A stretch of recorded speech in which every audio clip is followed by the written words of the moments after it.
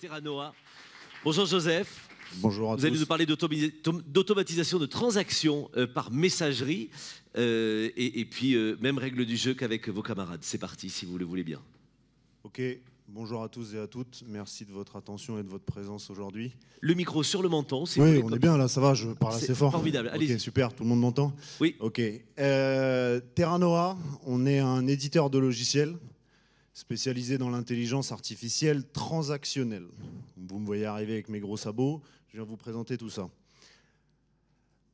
Terranoa, on a fait le choix de développer notre intelligence artificielle sous forme de ce qu'on appelle un middleware, pour ceux qui sont spécialisés dans le domaine. Pour faire simple, on vient faire le liant entre vos équipes, vos outils et vos besoins. On sait que les équipes sont hétérogènes, de par leur localisation, de par leur culture et de par leur langue. Leurs pratiques sont aussi différentes. Vos outils constituent un ensemble informatique hétérogène, peu importe les solutions que vous allez utiliser. En revanche, vos besoins sont tous les mêmes. Vous cherchez à avoir de l'interopérabilité, vous cherchez à améliorer la communication avec vos collaborateurs, vous cherchez de l'efficience et de temps en temps quelques réductions de coûts. Eh bien, c'est notre engagement chez Terranoa, ça va être d'aller automatiser et digitaliser ces interactions, tout particulièrement au travers des applications de messagerie. J'attire votre attention sur une petite étude qui est parue par Gartner, rien que ça, montrant en 2022 que d'ici 2025, donc demain, les utilisateurs abandonneront les portails et les applications dédiées au profit des applications de messagerie. Je vous invite tous et toutes à faire l'exercice. Moi, sur mon téléphone, j'utilise en moyenne par jour pas plus de 5 applications. Et sur ces 5 applications, j'en ai déjà 2 qui sont des applications de messagerie. Donc il y a les entreprises qui vont devoir, si vous voulez, automatiser et digitaliser ces interactions, mais c'est crucial pour leur survie en réalité.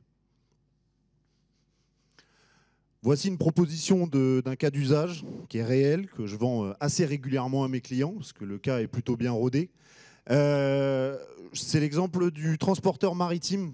On pense à Maersk, MSC, Hellman, les plus grosses entreprises de transport de cette planète, reçoivent en moyenne des dizaines de milliers de demandes de prix par an. À votre avis, vous savez sous combien de temps ces types d'entreprises sont capables de répondre? 4 jours en moyenne.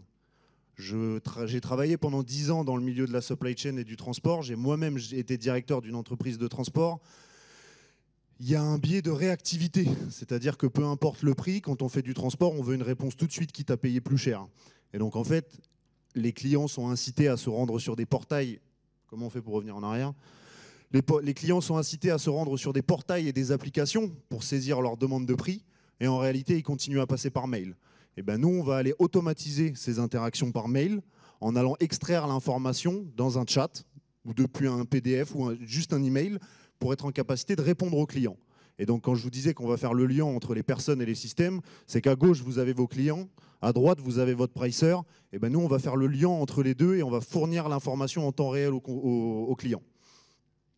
Alors je pensais pouvoir vous montrer une vidéo, mais je me suis un peu pris les pieds dans le tapis à ce niveau-là. Vous avez compris l'idée? Là, on est dans un environnement Teams. Ça peut être WhatsApp, ça peut être Slack, ça peut être Yandex, ça peut être Viber, ça peut être WeChat, tout ce que vous voulez. Nous sommes agnostiques aux technologies. Et donc là, on voit l'exemple de Teams. Vous allez du coup... Pénible, ça. Vous allez du coup, sur un message libre, renseigner les informations relatives à votre transport. Donc là, on est en train de shipper une palette d'1 mètre cube de Genève à Rio de Janeiro avec l'Incoterm qui va bien pour définir la responsabilité des parties prenantes et pour une livraison pour le 15 septembre. Bon, vous voyez, 10h49, là où les acteurs aujourd'hui mettent plus de 4 jours pour répondre. Nous, ça nous prend quelques secondes. Donc on va interroger votre pricer, on va aller reformuler votre demande de manière à ce qu'elle soit bien claire et on va vous fournir un prix. Et vu qu'on est des bons élèves, depuis l'application de messagerie, vous pourrez directement télécharger un PDF qui engagera la société avec laquelle vous aurez contractualisé. Donc ce que vous comprenez là, c'est ce que dans le business on appelle des RFQ, donc des demandes de prix, des Request for Quotation. C'est la partie upstream du business, c'est la partie amont. Une fois qu'on est d'accord sur un prix, il va falloir passer une commande. C'est là que Terranoa continue à intervenir, donc toujours au travers des applications de messagerie. Vous voyez cet exemple suivant, où là, votre client va dialoguer avec Terranoa, notre intelligence artificielle qui s'appelle EMI, contemporaine d'Albert Einstein. Et directement, au lieu d'avoir à retaper l'information à la main pour le mettre dans votre ERP ou le module de votre ERP ou que sais-je, eh bien, EMI va s'en occuper pour vous et va aller formaliser l'information de manière à ce qu'elle soit compréhensible par votre système interne, sans avoir besoin de le refaire à la mano. Donc là, vous voyez, même cas d'usage, sauf que là, on est sur de la saisie de commande, on n'est plus dans Teams, on est dans WhatsApp. Eh bien, vous allez aller interroger EMI, n'oubliez pas de dire bonjour, même si elle n'existe pas, elle prendra le temps de vous répondre.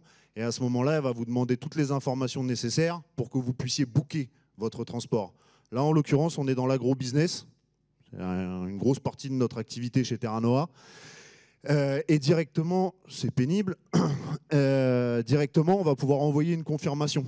C'est-à-dire que votre client, il ne va pas dire « vous pouvez m'envoyer une confirmation par mail ». On s'en occupe directement. Donc, pas de délai par rapport à ça. Et directement, l'information est saisie dans votre ERP sans avoir besoin de le refaire à la main. Je vous montre un autre exemple, une petite PME, PepsiCo. Quand je dis PME, c'est relatif par rapport aux clients avec lesquels je traite.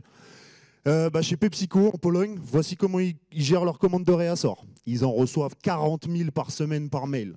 Je vous laisse imaginer le nombre de petites mains qu'il faut pour ressaisir ça à la main derrière dans leur système. Et ben nous, avec notre technologie, et ce n'est pas de l'OCR, c'est de l'ICR, comme m'a fait rappeler un spécialiste qui est venu sur mon stand tout à l'heure, eh bien on va aller identifier les informations clés dans un message photographique, cette fois-ci, et on va aller extraire l'information pour la plugger directement dans SAP. 40 000 commandes par semaine. Ça, c'est juste la Pologne. D'accord ? Quelques indicateurs de performance, sans quoi on n'a pas trop de raison de se lever le matin. Je viens de passer les 10 dernières années de ma vie en supply chain, donc charité bien ordonnée. Je commence par présenter des cas en logistique et en transport. En logistique, quand hier il fallait, et je ne citerai pas le client, quand il fallait 3 personnes pour faire une réponse à une demande de prix, parce qu'il faut interroger les succursales et je ne sais qui, eh bien on a réussi à faire passer notre client à 1 personne par demande de prix.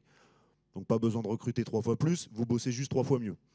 Deuxième cas d'usage, dans le transport, un autre de nos clients à Singapour qui faisait faire 150 opérations par jour à ses opérateurs de son customer service, eh bien aujourd'hui ils en font 250. Et l'objectif c'est de passer à 500 d'ici la fin de l'année. Vous connaissez les salaires à Singapour, mieux vaut optimiser ses activités plutôt que d'avoir à recruter. Agriculture, donc on est dans l'agro-business très clairement, les ABCD, Archer Midland, Bunge, Cargill, Louis Dreyfus, Wilmar, les gros acteurs de l'agro-business. Aujourd'hui on travaille avec eux et quand toutes ces entreprises ont besoin de se fournir, elles ont des commerciaux, ce qu'on appelle des agents technico-économiques, des commerciaux qui sont sur le terrain et qui, eux, vont aller parler avec les fermiers, avec les coopératives agricoles. Et à la fin de la journée, ils vont devoir saisir les ordres. Tu peux m'acheter mes 50 tonnes de blé la semaine prochaine? Ouais, pas de problème. Mais entre le moment où ils saisissent la commande avec son fournisseur et le moment où ils reportent l'information au marché, si vous achetez le blé à 8 h du matin, mais vous reportez l'info au marché qu'à 8 h du soir, il y a une sacrée volatilité sur votre produit, ce qu'on appelle du spread. Et ben, grâce à nous, la capture d'ordre elle est immédiate, et le report au marché se fait instantanément. Et enfin, dernier exemple, dans la finance, on travaille sur des produits physiques et aussi ce qu'on appelle des produits papier, mais aussi sur de la crypto. On vient de développer une API qui nous branche sur 25 marchés crypto en temps réel, ce qui vous permet de trader directement depuis votre portable. Plus besoin de Binance, plus besoin de plateforme, je ne sais quoi, directement sur votre téléphone portable. Et on a permis à un de nos clients d'augmenter de 25% le volume de ses transactions à l'année, juste en diversifiant ses canaux de distribution. Voilà, je vous laisse sur ces quelques références de TPE avec lesquelles je travaille au quotidien. Si vous avez des questions, je suis tout oui. Merci à tous et à toutes. Merci beaucoup. Joseph, on vous retrouve sur le stand, évidemment, si vous avez des questions. Je rêve en bref.